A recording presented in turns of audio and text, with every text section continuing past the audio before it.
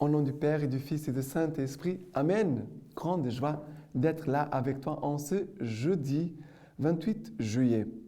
Et je te rappelle toujours que c'est très important chaque jeudi de prier pour les prêtres, pour nos évêques, pour notre pape, spécialement pour notre pape, mais pour nos évêques, pour les prêtres, pour les vocations, pour demander au Seigneur des vocations. Et demander pour le monde entier, pour toute l'Église. D'accord? Et aussi de renouveler notre amour envers Jésus eucharistique et, si c'est possible, aller adorer Jésus pour consoler le cœur de Jésus qui est tous les jours offensé et aussi de réparer les fautes commises, les péchés commis contre le cœur de Jésus et la Vierge Marie. Et ces péchés-là sont aussi les nôtres, malheureusement. Et maintenant, la première lecture d'aujourd'hui, c'est Jérémie, chapitre 18, à partir du verset 1. Parole qui fut adressée à Jérémie par le Seigneur en ces termes. Debout, descends chez les potiers, et là, je te ferai entendre mes paroles. Je descendis chez le potier, et voici qu'il travaillait autour. Mais le vase qu'il fabriquait fut manqué, comme cela arrive à l'argile, dans la maison du potier. Il recommença et fit un autre vase, ainsi qu'il paraissait bon au potier. Alors la parole du Seigneur me fut adressée en ces termes. Ne suis-je pas coupable d'agir envers vous comme ces potiers maison d'Israël? Oracle du Seigneur, oui, comme l'argile dans la main du potier, ainsi êtes-vous dans ma main, maison d'Israël. Alors ici nous voyons qu'à travers le prophète Jérémie, va parler de ce qui est son peuple et de ce que Dieu est, ou de ce que Dieu veut faire en chacun de nous. Et c'est beau parce que le Seigneur aime la contemplation. La contemplation, c'est ce que nous voyons de nos yeux et que nous pouvons voir Dieu. Par exemple, je suis en train de contempler la nature. Qu'est-ce que c'est beau! Quand je regarde les petites fleurs, l'abeille, je dis, oh, mais combien c'est parfait! Mon Dieu, quelle beauté! Cet insecte, la petite fleur, quel détail! Nous voyons vraiment l'action de Dieu. Nous voyons ce que Dieu est. Et aussi, nous voyons aussi ce que Dieu veut faire. Ça veut dire qu'en nous, les péchés nous a déformés. Et si ça parle de l'argile, le potier qui est en train de façonner un vase, et ce n'est pas bon, il va ramasser l'argile et va refaire un autre vase. Et Dieu veut faire aussi nous dire cela. Je suis celui qui te façonne. Mais pour me laisser façonner par Dieu, je dois m'abandonner en Dieu. Je dois faire confiance en Dieu. Je dois coopérer avec la grâce de Dieu. Et la grâce de Dieu, elle est toujours présente. La grâce de Dieu, elle est toujours présente. Toujours, toujours. Chaque moment de notre vie, c'est une grâce. Ça veut dire qu'il y a toujours quelque chose de bon que je dois recevoir de la part du Seigneur. Chaque moment de notre vie, c'est une grâce. Et nous devons recueillir la grâce de Dieu qui nous est donnée à chaque instant. Dans les bonnes choses et dans les choses plus difficiles, dans les mauvaises choses. Nous devons demander cette grâce de recevoir cette attention. Comme ici, Jérémie, qui voit le potier, il va comprendre comment ce que Dieu veut faire avec son peuple. Ça veut dire que Dieu veut les toucher de ses mains, Dieu veut laisser ses marques en nous. Parce que c'est cela, le vase, il va avoir les marques du potier, du Créateur. Et Dieu veut nous faire voir ses marques, son action en nous. Mais nous devons aussi nous laisser modeler par Dieu. Nous abandonner en Dieu, faire confiance à Dieu. D'accord? Ne soyons pas rigides. OK? Et maintenant, le psaume d'aujourd'hui, c'est le psaume 146, à partir du verset 1.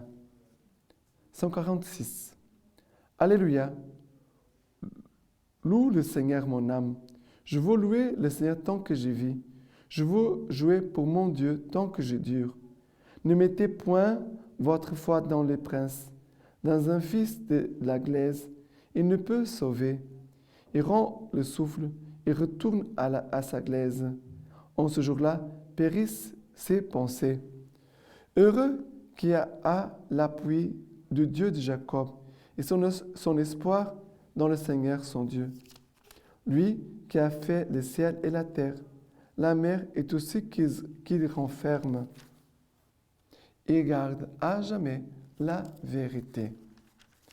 Voyez ici le psaume. Il dit, loue le Seigneur mon âme.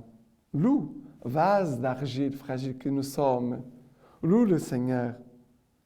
Je veux jouer pour mon Dieu tant que je dure. Pourquoi je suis sur cette terre?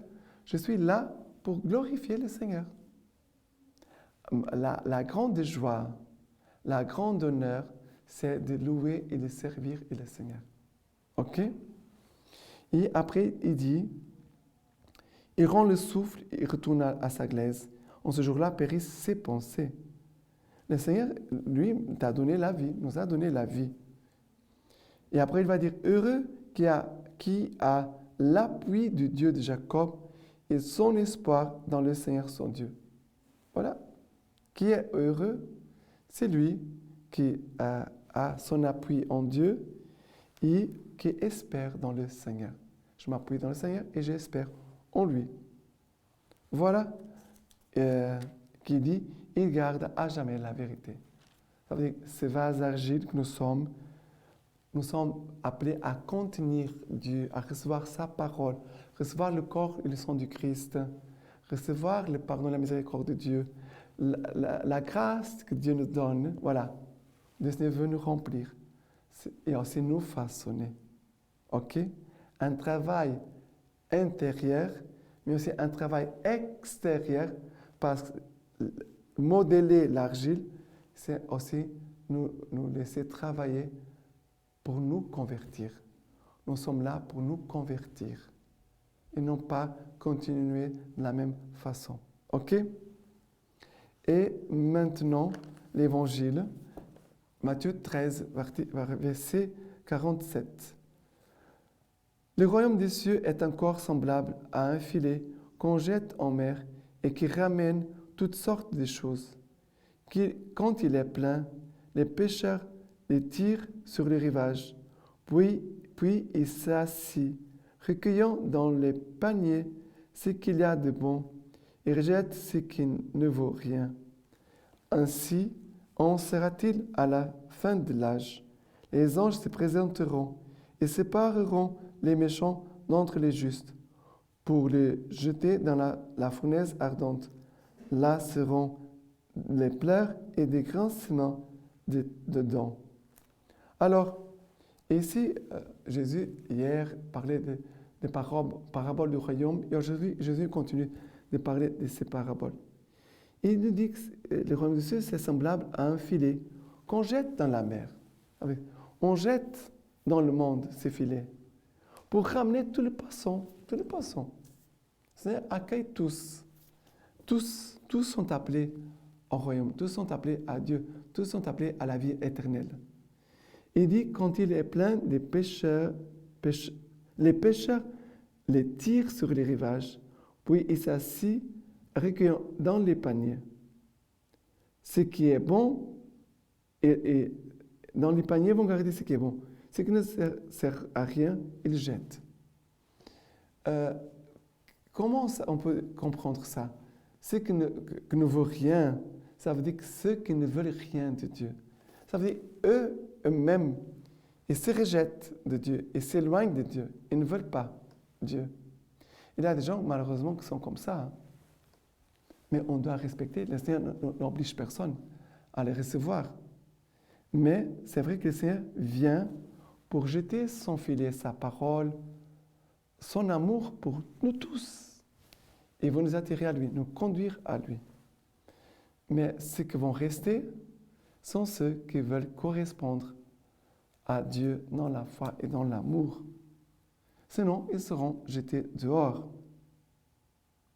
Et après, la lecture de l'Évangile continue.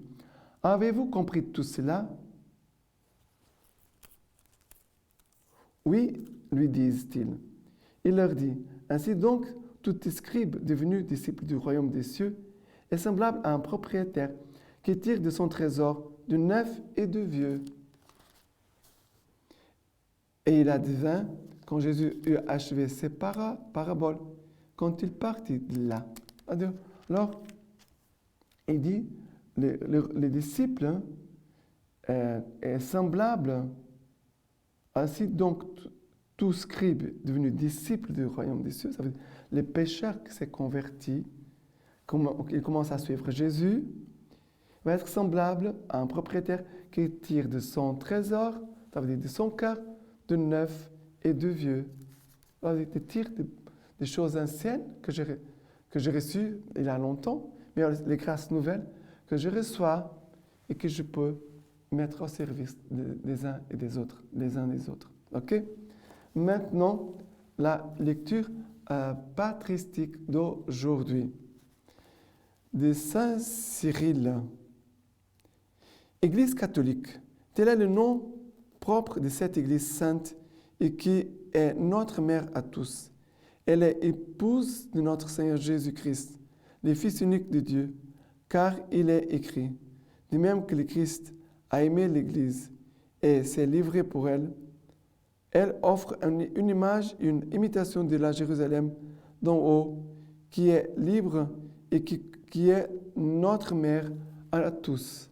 Après avoir été stérile, elle a maintenant de nombreux enfants. La première épouse ayant été répudiée, dans la seconde qui est l'Église catholique.